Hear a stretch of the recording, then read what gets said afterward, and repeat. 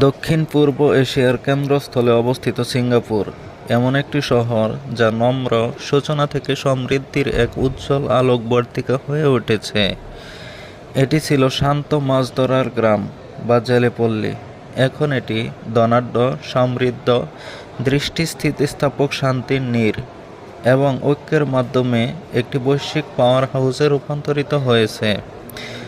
সিঙ্গাপুরের স্কাইলাইন ভবিষ্যৎ গগনচুম্বী অট্টালিকা দিয়ে সুসজ্জিত, উচ্চাকাঙ্ক্ষার গল্প বলে যখন এর সবুজ উদ্যানগুলি প্রকৃতি ও অগ্রগতির মধ্যে সাদৃশ্যের ফিসফিস করে।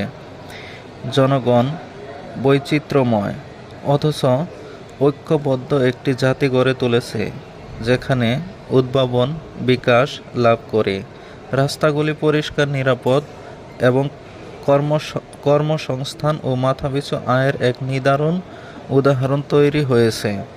মেরিনা উপসাগরের উপরে প্রতিটি সূর্যোদয়ের সাথে সিঙ্গাপুর তার অস্তিত্ব ও উত্তরাধিকারকে পুনরায় নিশ্চিত করে জানান দেয়। একটি ছোট্ট জাতি দৃঢ় সংকল্প, প্রজ্ঞা এবং অদম্য মনোভাবের সাথে কি অর্জন করতে পারে তারই